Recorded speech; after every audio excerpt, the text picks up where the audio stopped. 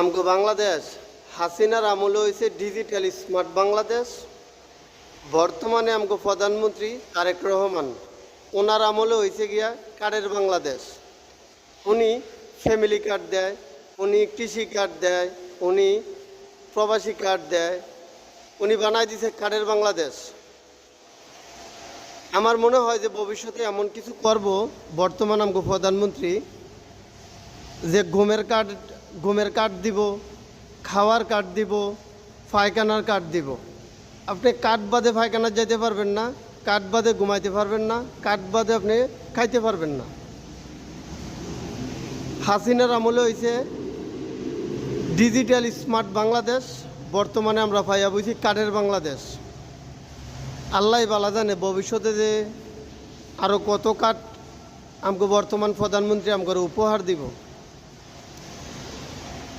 সারা পৃথিবীতে যতগুলা দেশ আছে সবগুলা দেশের নাগরিকেরা প্রতিযোগিতা করে কে কোন দেশের থেকেও ডেভেলপ বেশি করব। আর আমাকে বাংলাদেশ প্রতিযোগিতা করে ভারতের থেকে কেমনি পিছনে যাইব। এই বাংলাদেশ নিয়ে আমরা আসলে গর্ব করতে পারি না, এই বাংলাদেশ নিয়ে আমরা বহাদ্দা কইতে পারি না। এই বাংলাদেশের ভিতরে বিচার ব্যবস্থা পরিবর্তন করতে পারে না কেন, এইটাই আমি বুঝি না। ঠিক আছে, আজকে যদি আমার বাংলাদেশ যদি নিরাপদ সুন্দর শৃঙ্খলার মধ্যে থাকতো, তাহলে বিদেশিরা ইচ্ছাকৃতভাবে বিনিয়োগকারীরা বাংলাদেশ যাইতো, এরকম মালয়েশিয়ার মতো বড় বড় বিল্ডিং করত, হাজার হাজার মানুষ কাজ করত। আজকে এটা আমার দেশ হইতেছে না। আমরা এমন একটা দেশের নাগরিক, আমরা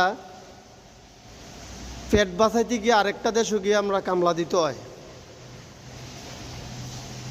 ঠিক আছে, দুনিয়াতে বাঁচতে হইলে খাইতে হইব, আর খাইতে হইলে টিয়া কামাই করতে হইব, যেটা আমার দেশের ভিতরে অসম্ভব হয়ে গেছে গা। 1.5 কোটি প্রবাসী আমরা আছি। এই 1.5 কোটি প্রবাসী যদি বাংলাদেশে থাকে, বাংলাদেশের অবস্থা কী হইব একবার ভাবছে? সরকার ভাবে না।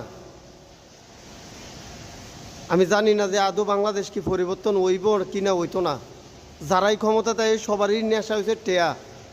কেমনি হাজার হাজার কোটি টিয়ার মালিক হওয়া যায়, কেমনি বড় বড় দেশে গিয়ে উন্নত দেশে গিয়ে বাড়ি গাড়ি করা যায়। ভাই, আমার দেশটা উন্নত করেন না, বাইরের দেশে যাওয়ার তো দরকার নাই। বিচার ব্যবস্থা পরিবর্তন করেন, প্রশাসন পরিবর্তন করেন, দেশ নিরাপদ রাখেন, আমার দেশেই আপনারা থাকতে পারেন।